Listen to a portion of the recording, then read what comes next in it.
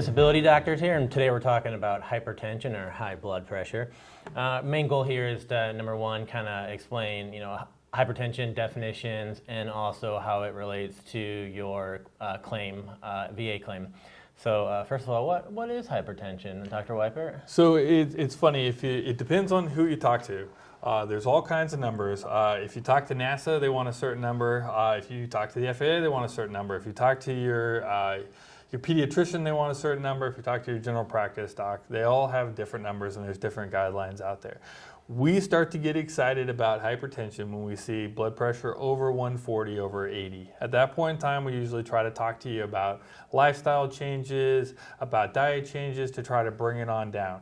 Once we usually see it at 150 over 90, we say, hey, lifestyle changes are great, but we kind of need to give you medication. Once we see it above 180, we say, hey, this is urgent. We need to give you some immediate acting medication to bring it down. Once we see it over 180, we send you on over to the hospital. So hypertension is a wide range, but just so that you know, the number that you should probably go with that I'm always excited about is greater than 140 over 80 is when I start to get excited about hypertension. How about you? There's hypertension, grades or categories, and 140, if you're over 140, over 80, hypertension, but and anything over, top number over 160, bottom number over 100, you really start to get concerned. And it's just a one-time, if you come into the clinic, it's a one-time measurement, but if you're consistently that high, you should be on medications because you don't want to be, that elevated over a long period of time. And the goal is obviously over time to have it managed better and in a good range. So I have a question. I have high blood pressure and I'm on a medication and I'm coming to see you for my VA claim, but my blood pressure is normal because I'm on medications. Should I stop taking it and chug like 8 Red Bulls before I come see you? No, definitely not. I'm happy your blood pressure is well controlled. That's what I would like it to be. I'm glad the medication is doing its job. I do also recognize that if I were to take the medication away, your blood pressure would go back up. As a doctor, I'm smart enough to figure out there's a correlation between medication and symptoms. So no, do not stop taking your medication. I want you to keep taking it. There are real problems that can occur with having a high blood pressure. We'll talk about those in a little bit. One of the things that I would tell you though is that if you come to me and you don't have medication yet and you say, I think I have high blood pressure, what I would say is, well, we need to get an accurate reading. And so in order to get an accurate reading, because like what Dr. Mars had said, it's a snapshot in time when you put that cuff on, and I need to get a better reading. So what I usually tell people to do is get up in the morning, first thing in the morning, go to the bathroom, sit down for 5 minutes, and then take your blood pressure with the accurate size blood pressure cuff, or even if you use the wrist cuff, whatever it is, as long as you use the same one, record it. And do that for about 5 days. And then bring me those numbers, and then we can talk about it. If somebody has determined that you do have high blood pressure, do not stop taking your medication. Do not come in, trying to elevate your numbers. Don't take a bunch of coffee and Red Bull and all that other stuff like that. I know, I can diagnose you with hypertension even if your blood pressure is not high at that time. But that does bring me to an interesting thing. So how do we diagnose hypertension for the veteran? Like, what do we look for in their medical record? So in their medical record, we look for a couple of things. If they're diagnosed on medication, that's good enough. But if they weren't necessarily diagnosed in the past or on medication, we'll look for at least 3 different blood pressure measurements on 3 different occasions that are over the 150 over 90 to qualify as hypertension.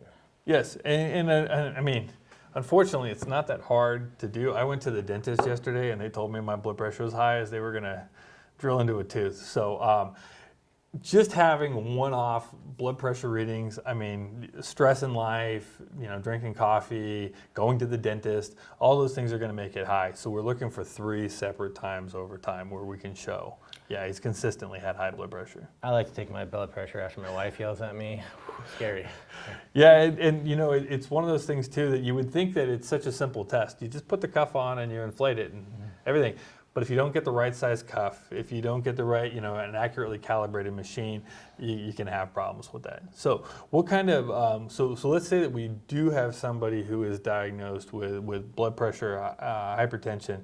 What kind of medications do we usually try to get them on? And what's the first step, I guess? So first step is, diagnosing them with hypertension. And making sure there's not an underlying cause for their hypertension. So that would be like secondary hypertension. If you got a kidney problem, if you have something with your heart that's causing the hypertension, rule that out first. And the majority of people don't have that. They have essential hypertension, meaning that there's no underlying cause for their high blood pressure. So that's the first step. And then figuring out, do they need to be on medications, and figuring out the first, we have everyone has their go-to medication, their first one. So what's your first go-to? So I like ACE inhibitors. I like ARBs. To be honest with you, because my population was usually pilots, my first goal was diet and exercise, and that's what I usually try to get. By the time they get to the medication, there's a whole laundry list of medications. That's the one thing too, and we've talked about this in previous videos. We actually don't, for the VA disability purposes, we don't care what medication it is. You're either on a medication or you're not. We're never going to change your medication. We're not your treating physician. And blood pressure is one of those things that you need to have kind of a good relationship with your doctor, because sometimes you need to add an additional medication. Sometimes you need to go up in that kind of up in the dosage, and so it's kind of a good relationship you have. Sometimes there's side effects from medication. My favorite is I actually knew somebody who told me that they were pretty healthy except for the fact that they couldn't get rid of a cough. They had a chronic cough for like 8 months, and I was like, "Are you on this medication?" And they said, "Yes, I am." We stopped the medication, the cough went away. So that's why we don't just give a medication and forget about it. You got to have that kind of relationship. But once again, as the disability doctors, we don't actually treat you. We're just going to talk to you and evaluate whether or not you have hypertension. So, and I don't know, we talked about this also in earlier series. I don't know what percentage that gets you. I don't know what claim it gets you. I just know that from my standpoint, if I see that you have high blood pressure readings on 3 separate occasions, and especially if you were treated with a medication, I submit my report and send it on to the VA. Yeah, and it's also very important, like you said, you need to be on the medications. If your doctor said you need to be on the medications, you need to take them.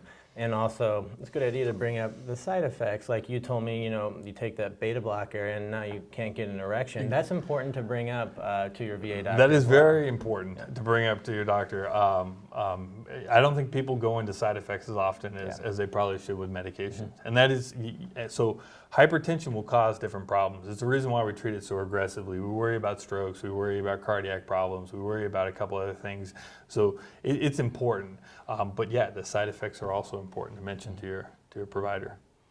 And so that's pretty much it for hypertension. Yeah, it's not a very difficult. I mean, the subject fills textbooks. It's very, very important. But from a disability standpoint, continue taking your medications. Come on in, and we'll test you, and we'll talk to you about it. That's right. Yeah. So I got like crump something. Yeah.